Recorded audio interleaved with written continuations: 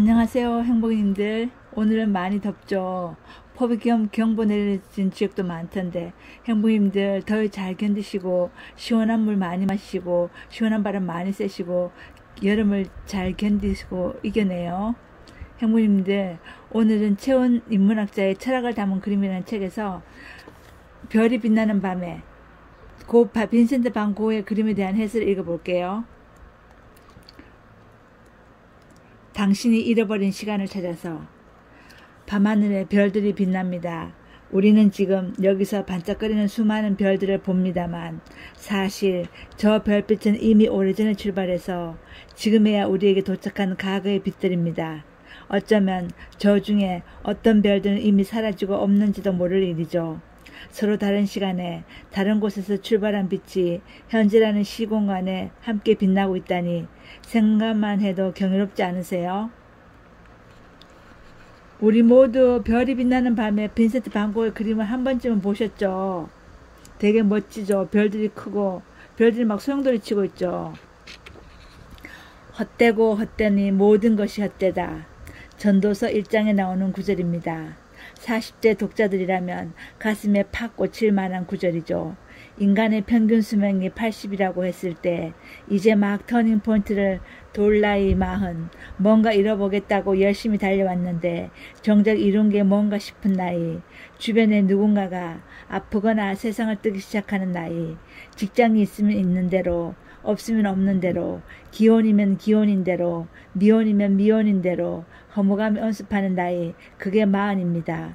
겨우 30년을 조금 넘게 살았을 뿐인 김광석이 40 넘어까지 노래를 했다면 40쯤은 어떻게 읊조렸을까요?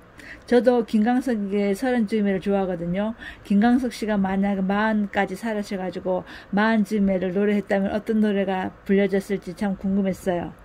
이 작가님도 저랑 똑같은 생각인가 봐요. 30이든 40이든 아니면 퇴직을 앞둔 나이든 인생에 한 번 깊은 허무감이 엄습합니다. 어떤 시간도 제자리에 머물지 않는다는 사실을 알게 되는 거죠. 이 허무의 시간을 견너는 지혜가 없을 때 자신을 충만하게 채웠던 과거의 어느 자리에 숨고 싶어집니다. 그때가 좋았는데 그 시절로 돌아갈 수만 있다면. 현재의 삶이 먹먹할수록 잃어버린 시간에 대한 향수는 커져만 갑니다. 한편 이와 전혀 다른 방식으로 과거를 기억할 수도 있습니다. 아름다운 시절로서의 과거가 아니라 트라우마로서의 과거죠. 전신 분석학자 지그문트 프로이트는 환자들의 트라우마 분석 사례를 여러 가지 남겼는데 대표적인 예가 엠마에 대한 분석입니다. 엠마는 옷가게에 들어가기를 두려워하는 여성이었습니다. 그녀는 그 이유를 옷가게 점원이 자신의 옷을 보고 웃은 사건으로 인한 상처 때문이라고 생각했지요. 하지만 프로이트는 또 다른 이유를 찾아냅니다. 그녀가 8살 때 어떤 상점에서 주인에게 성추행을 당한 일이었습니다. 상점 주인이 웃으면서 옷 위로 슬쩍 그녀의 성기 부분을 건드린 거죠. 두 사건의 공통점은 상점과 웃음과 옷이었습니다. 이 유사한 두 사건이 결합되면서 엠마에게 사람들이 있는 곳에 가기를 꺼려하는 트라우마가 형성된 것이죠. 이처럼 트라우마란 우리의 감정을 지배하는 과거의 어떤 기억입니다. 굳이 따지자면 트라우마 하나 없는 사람이 있겠습니까만 요즘은 이 트라우마가 다소 남발되는 경향이 있는 듯 합니다. 왜들 그렇게 과거의 상처를 가지고 현재의 공포를 정당화하려 할까요? 싶을 정도로요. 엄마에 대한 트라우마가 있어서 자신은 엄마가 되고 싶지 않다는 여성이 있는가 하면 소리 지르는 아버지에 대한 트라우마 때문에 어디선가 큰 소리만 나면 심장이 벌렁거린다는 사람도 있지요. 심지어 자신은 글쓰기 트라우마가 있으니 글쓰기 숙제를 면제해달라고 부탁한 학인들도 있습니다. 그런데 저는 이런 말들이 투정처럼 들립니다. 난 이만큼 상처받았다. 혹은 상처받기 쉬운 사람이다. 그러니 나를 무조건 이해해달라는 거죠. 오죽하면 누군가 그러더군요. 사람들하고 속 얘기를 나누다 보면 트라우마에 대한 트라우마가 생길 지경이라고요. 트라우마로의 도피 역시 과거 안에 숨는 것입니다. 나 과거로 돌아갈래를 외치면서 현재를 외면하는 것이나 자신의 무능력을 과거의 트라우마 탓으로 돌리면서 정당하는 것이나 다를 게 없죠.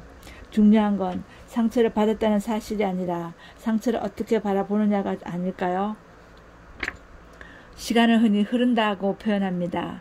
과거는 사라지고 현재는 붙잡을 수 없고 그래서 미래의 희망을 걸어보려 하지만 사실 미래라는 것도 순식간에 현재였다가 이내 과거가 되어버리고 맙니다. 과거도 현재도 미래도 실체가 없는 것이죠. 그럼에도 어쨌든 우리가 경험하는 유일한 시간은 현재입니다. 지금 우리가 이렇게 살고 있다는 것, 빼도 박도 못하는 사실은 그것뿐이죠. 그런데 현재는 진행 중이기 때문에 그 자체로 설명이 안 됩니다. 그래서 우리는 현재의 상황을 이해하기 위해 과거로 달려갑니다. 과거 속에서 현재의 이유를 찾으려 하고 과거를 통해 현재를 잊고자 합니다. 그러면서 정작 현재를 놓쳐버리죠. 마르셀 프루스트의 잃어버린 시간을 찾아서는 그가 평생토록 매달린 유일한 작품이었습니다. 유일한 작품이지만 한글 번역본으로 무려 11권에 달하는 방대한 양의 작품이죠. 프루스트가 이 엄청난 이야기에서 집요하게 다룬 문제가 바로 잃어버린 시간, 즉 과거와 기억에 관한 문제입니다. 시간을 잃어버린다는 건 무슨 뜻일까요? 그것은 우리가 경험하는 일들에 내포된 의미를 매번 놓치면서 간다는 말입니다. 이게 뭐지? 하며 우물쭈물하는 순간 모든 게 과거가 되어버립니다. 프루스트의 주인공 마르셀 역시 그 과정에서 시간의 덧없음을 경험합니다. 그러나 그는 그 과거가 현재 속에서 되살아나는 놀라운 경험들을 합니다. 단지 아름다운 추억이나 고통스러운 기억을 재생하는 게 아니라 과거가 현재에 작동하고 있다는 사실을 깨닫게 되죠. 그 대표적인 예가 바로 마들렌 과자를 베어무는 순간입니다. 과자의 맛과 향을 느끼는 순간 마르셀은 갑자기 유년의 기억이 봄날의 꽃처럼 피어오르는 걸 경험합니다. 현재의 사건 속에서 과거에 자신이 무의미하게 지나쳐버린 사건의 의미를 불현듯 깨닫기도 합니다. 대체 과거는 어디에 있는가 이렇게 불쑥불쑥 피어나는 것일까요? 대체 과거는 어디에 있다가 이렇게 불쑥불쑥 피어나는 것일까요? 이걸 알아가는 과정이 바로 프루스트의 잃어버린 시간 찾기입니다. 과거를 되찾는다는 말이 자칫 복수의 하신이 된 드라마 속 주인공의 독백처럼 들릴지 모르겠습니다. 내가 잃어버린 모든 걸 되찾고 말겠어. 원래 자리로 되돌려놓고 말겠어. 두 눈 부릅뜬 채 복수를 다짐하는 장면 많이들 보셨을 겁니다. 하지만 마르셀이 시간을 되찾는 방법은 전혀 다릅니다. 모든 것은 현재 속에서 펼쳐집니다. 그러나 과거가 현재를 회귀할 때 그것은 과거에 경험한 방식 그대로가 아니라 전혀 다른 방식으로 돌아옵니다. 상처라고 생각했던 것이 사랑에 대한 깨달음으로 무의미하다고 생각했던 것이 충만한 의미로 회귀하기도 하고 혹은 그와 반대로 돌아오기도 하죠. 현재로 난입하는 무수한 과거의 기억을 통해 마르셀은 깨닫습니다. 과거는 가버렸지만 그렇게 흘러간 시간이 허무하기만 한 것은 아님을, 그것이 상처였던 아름다운 추억이었던 과거의 매 순간이 바로 지금의 자신을 있게 한 시간이었음을, 지금 내가 경험하는 시간은 덧없이 사라지는 한순간이 아니라 이전의 모든 과거와 더불어 작용하는 시간 전체라는 사실을요. 그걸 깨닫고 난 마르셀은 방황을 접고 이렇게 결심합니다. 난 글을 쓰는 작가가 되겠어. 그러니까 잃어버린 시간을 찾는다는 건 모든 일들을 과거에 그랬던 원상태로 돌려놓는 게 아니라 과거와 새롭게 관계를 맺는 것, 즉 현재 속에서 과거를 새롭게 해석하고 발명하는 것이라고 할 수 있습니다. 물론 과거에 벌어진 일은 변하지 않습니다. 과거에 받았던 상처를 상처가 아니었다고는 할 수 없죠. 하지만 과거의 상처를 영원히 상처로만 놔두느냐, 지금의 자신을 있게 한 자양분으로 기억하느냐는 현재의 문제입니다. 과거의 어떤 사건 때문에 자신이 불행해졌다고 생각하시나요? 그 일만 아니었으면 지금 자신이 훨씬 행복할 수 있을 거라고 생각하세요? 하지만 문제는 과거가 아니라 현재입니다. 트라우마가 아니라 트라우마를 계속 트라우마로 복귀하는 지금의 태도가 문제라는 것이죠.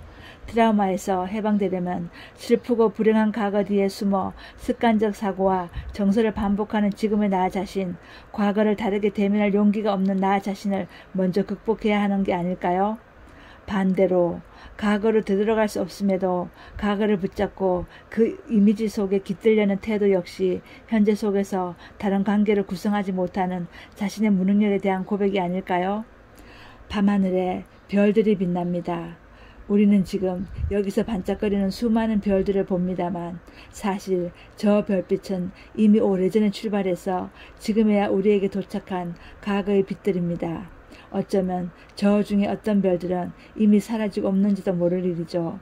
서로 다른 시간에 다른 곳에서 출발한 빛이 현재는 이 시공간에 함께 빛나고 있다니 생각만 해도 경이롭지 않으세요? 빈센트 반 고흐는 그 별빛의 흐름을 눈부시도록 아름답게 그려놓았습니다.